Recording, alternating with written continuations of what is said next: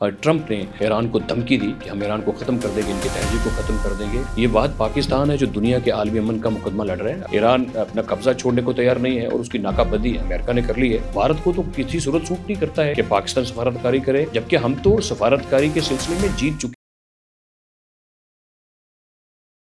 जी बिस्मिल्लाहिर्रहमानिर्रहीम। आप देख रहे हैं ज़ा डिजिटल और मैं हूं अहमद वड़ाइच।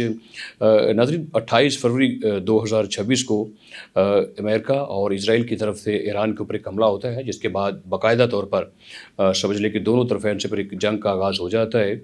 और दोनों समझ लें जो फ़रीक हैं जंग के, वो एक दूसरे के ऊपर एक ताबड़तोड़ हमले करते हैं और 40 दिन के लिए जंग जो है वो जारी रहती है, जिसके नतीजे में दुनिया को माशी तौर पर अरबों डॉलर का नुकसान होता है। दुनिया में एक बेचैनी जो है वो बड़ी तेज़ी से फैलती है, बेचैनी पाई जाती है, चाहे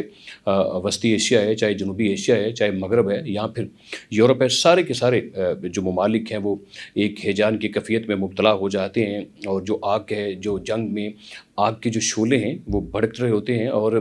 बड़ी बरकरफ्तारी से पूरी दुनिया को अपनी लपेट में ले रहे होते हैं। उसकी सबसे बड़ी वजह इकनॉमिकली मैं इसलिए कह रहा हूँ क्योंकि माशी तौर पर दुनिया को इसका सबसे ज़्यादा नुकसान हुआ, क्योंकि उससे सबसे ज़्यादा ये था कि आपना हुर्मस जो कि ईरान ने जिसके ऊपर अपना कब्ज़ा जमाया और उसको कंट्रोल अपने खुद संभाल लिया, और आपने हुर्मस के बंद होने से दुनिया का 20% जो तेल है उसकी जो तरसील है वो रुक गई और 1/4 यानी कि 25% जो गैस है उसकी तरसील दुनिया तक ना जा सके, रुक गई, जिससे दुनिया की जो सनत है उसको नुकसान पहुंचा और जो तजारत है उसको नुकसान पहुंचा और ईंधन की कीमतें बेपनाह बढ़ने से समझ लीजिए कि दुनिया के जो सारे कारोबारी मामला थे वो ठप होकर रह गए। स्टॉक एक्सचेंज मुंह के बल नीचे गिर गई और महंगाई का एक बहुत बड़ा तूफान बरपा हो गया और कसाद बाजारी की तरफ दुनिया चली गई। 8 अप्रैल से पहले पहले प्रेसिडेंट ट्रंप ने ईरान को धमकी दी कि हम ईरान को ख़त्म कर देंगे, इनकी तहजीब को ख़त्म कर देंगे। इसी तरह ईरान ने भी अमेरिका को और इजराइल को एक सबक सिखाने वाली बातें की कि हम भी ऐसे ही बदला लेंगे जैसे वो हमारे साथ करने को तैयार हैं। तो इससे फिर ये है कि एक बहुत बड़ी ये जो जंग, जिसमें एक समझ लीजिए जंग तवील होती जा रही थी और इसमें कोई सीज़ फायर का नहीं था कोई कि सीज़ फायर हो जाएगी और दुनिया की जो कैफ़ियत है वो बदल जाएगी। दुनिया इतनी बेहद एक परेशान थी, तकलीफ़ में थी और करब में मुब्तला थी। लेकिन अगर अगर कोई नहीं था, कोई मायूस नहीं था और जो भरपूर अपना किरदार अदा कर रहा था, वो इकलौता सिर्फ पाकिस्तान था। पाकिस्तान सफारतकारी में अपने आप को मनवा रहा था, तमाम फ्रीकैन के साथ राब्ते में था, दुनिया के साथ राब्ते में है। अभी ये देखिए कि 51 दफ़ा यानी कि सीज़ फायर के बाद वज़ीर-ए-आज़म पाकिस्तान ने इस जंग को मुश्किल लेकर जाने के लिए दुनिया के सरबराहों के साथ बात की। इसी तरह 8 अप्रैल की रात को वज़ीर-ए-आज़म पाकिस्तान की दरख्वास्त के ऊपर प्रेसिडेंट ट्रंप ने सीज़ फायर कर दिया और 15 दिन का सीज़ फायर था। उसके बाद फिर सीज़ फायर हुआ। पहली सीज़ फायर के बाद 21 घंटे के लिए मुज़ाकरात हुए और तकरीबन 47-48 सालों के बाद दोनों फ्रीकैन आमने सामने इस्लामाबाद में बैठे और दुनिया ने पाकिस्तान के रोल को तस्लीम कर लिया। दुनिया मुतरफ़ हो गई कि मीडिएटर के तौर पर पाकिस्तान का जो किरदार है वो बहुत ही शानदार है, बहुत ही पॉजिटिव है। तो मैं ये समझता हूँ कि इतना यानी कि जो किरदार पाकिस्तान ने अदा किया उसकी मिसाल दुनिया की तारीख में कहीं भी नहीं मिलती है, क्योंकि ये बात पाकिस्तान है जो दुनिया के आलमी अमन का मुकदमा लड़ रहे हैं। अगर खुदा न खास्ता ये जंग जारी रहती और सीज़ फायर ना होता और जिस तरीके से फ्रीकैन के दरमियान धमकियों का सिलसिला जारी था, अगर वही सिलसिला जारी रहता तो फिर खुदा न खास्ता लाखों लोग कत्ल हो सकते थे और समझ लें कि अरबों खरबों डॉलर्स का जो है वो माशी तौर पर नुकसान हो चुका होता अब तक। लेकिन उसके उसके बावजूद भी समझ लें कि माशी तौर पर दुनिया का नुकसान हो रहा है। $120 के ऊपर तेल की कीमतें जो है वो ईंधन की कीमतें वो पहुंच चुकी हैं और दुनिया के हालात जो हैं वो बहुत ज़्यादा इस वक्त कशीदा दिखाई देते हैं। पाकिस्तान की जो हुकूमत है, मोहम्मद शहबाज शरीफ और फील्ड मार्शल, वो तो अभी तक महंगाई को और चीज़ों को, ईंधन की कीमतों को उस लिहाज से कंट्रोल किए हुए अगर रिलैक्स कर दिया जाए, जो इंटरनेशनल मार्केट है ईंधन की उसके मुताबिक छोड़ दिया जाए, तो शायद जो तेल की कीमतें हैं वो 600 रुपये तक जा सकती हैं। तो यही वजह है कि पाकिस्तान एक मुस्बत किरदार ادا کر کے یہ پاکستان سمجھتا ہے کہ دنیا کو جو ہے وہ بڑے مسائل سے بچا لیا جائے اور دنیا کو آمنے سامنے لا کر بٹھایا جائے۔ اب بھی جو ڈیڈ لاک ہے وہ آبنۂ ہرمز کے اوپر آ کر کہیں بیٹھا ہوا ہے، رکا ہوا ہے۔ مذاکرات ختم نہیں ہوئے، مذاکرات جاری ہیں، بیک ڈور چینلز کے اوپر رابطے ہو رہے ہیں۔ ایران نے بھی تازہ پاکستان کے ذریعے سے اپنے جو جوابات ہیں، ایک تجاویز ہیں، وہ امریکہ کے حوالے کی ہیں۔ اس کا مطلب یہ ہے کہ پھر بھی میڈیشن ہو رہی ہے، سفارتکاری ہو رہی ہے، معاملات آگے بڑھ رہے ہیں، پر اتنی پیچیدگیاں نہیں ہیں۔ بس یہ ہے کہ آبنۂ ہرمز کے اوپر ایران اپنا قبضہ چھوڑنے کو تیار نہیں ہے اور اس کی ناکہ بندی امریکہ نے کر لی ہے، جس کی وجہ سے دنیا میں شدید سمجھ لے کہ ایک معاشی طور پر جو بحران ہے وہ پایا جا رہا ہے۔ اس کو روکنے کے لیے، اس کو ختم کرنے کے لیے، حالات کو پرامن کرنے کے لیے اور مستقل ایک جنگ بندی کے لیے، امن قائم کرنے کے لیے اسلام آباد اب بھی اپنے فریقین کا انتظار کر رہا ہے۔ وہ چاہتا ہے کہ فریقین آئیں، بیٹھ کر بات کریں، ٹیبل ٹاک ہو، ڈسکشن ہو، تاکہ جو حالات ہیں وہ بہتر ہو جائیں اور دنیا اس جنگ کی صورتحال سے باہر نکلے۔ کیونکہ اگر جنگ کے شعلے بھڑکیں گے تو پھر مشرق وسطیٰ، جنوبی ایشیا، مغرب، یورپ سب ہی اس کی لپیٹ میں آ سکتے ہیں، اور پاکستان نے تو خلیجی ممالک کے درمیان، اسلامی ممالک کے درمیان بھی ایک پل کا کردار ادا کیا ہے، اور مسلمانوں کے درمیان ایک اتحاد کی فضا کو قائم رکھنے کے لیے مرکزی کردار فیلڈ مارشل سعید عاصم منیر اور وزیر اعظم پاکستان محمد شہباز شریف بالکل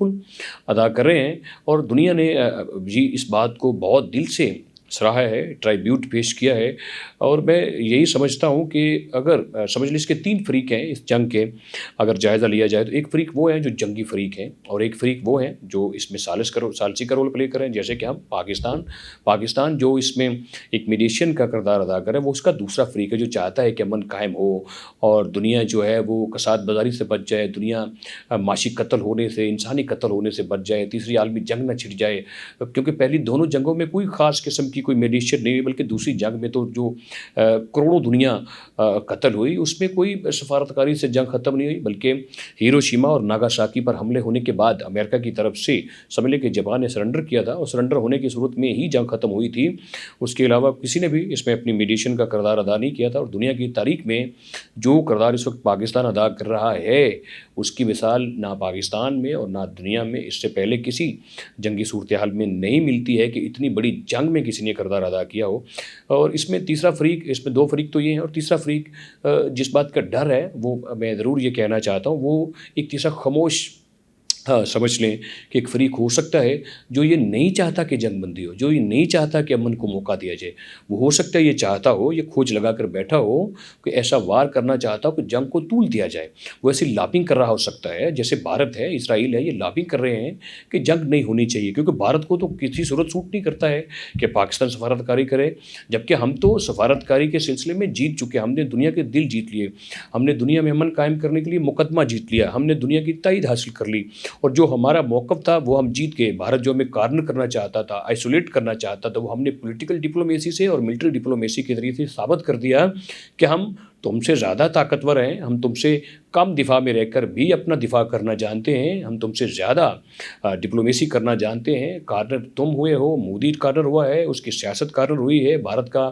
جو ایجنڈا ہے وہ کارنر ہوا ہے، پاکستان کارنر نہیں ہوا ہے۔ تو اگر خدا نخواستہ جنگ بندی نہیں ہوتی ہے، اسپیس مل جاتی ہے اس تیسرے فریق کو کہ اگر یہ اسپیس مل جائے، یہ خلیج اگر نہ پر ہو مذاکرات کے ذریعے سے، ڈیڈ لاک برقرار ہے، یا خدا نخواستہ جنگ کی طرف، جنگی صورتحال کی طرف چیزیں چلی جاتی ہیں، تو پھر تیسرا فریق کامیاب ہو جائے گا۔ پوری دنیا میں اس وقت 2 یہ ملک نہیں چاہتے ہوں گے کہ جنگ بندی ہو، باقی ساری دنیا چاہتی ہے۔ خطے کی بہت بڑی طاقتیں، رشیا چاہتا ہے جنگ بندی ہونی چاہیے، چائنا چاہتا ہے، دونوں پاکستان کے کردار کو سراہ رہے ہیں۔ ویسے اگر امریکہ کا دیکھا جائے تو 1976 سے لے کر آج تک، کوریا کی جنگ سے لے کر یہ موجودہ حالیہ ایران جنگ تک،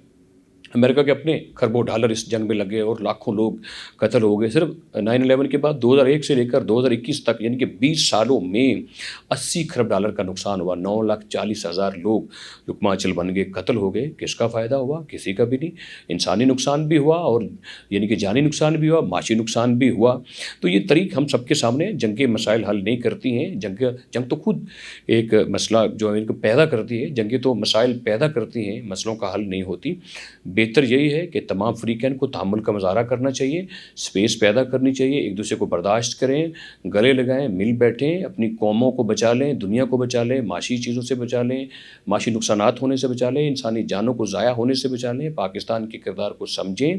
ہم آپ کا مقدمہ لڑ رہے ہیں، ہم دنیا کا مقدمہ لڑ رہے ہیں، ہم معاشی مقدمہ لڑ رہے ہیں، ہم سیاسی، جغرافیائی، معاشرتی اور انسانی لوگوں کو بچانے کے لیے ایک عالمی امن کا مقدمہ لڑ رہے ہیں۔ اس لیے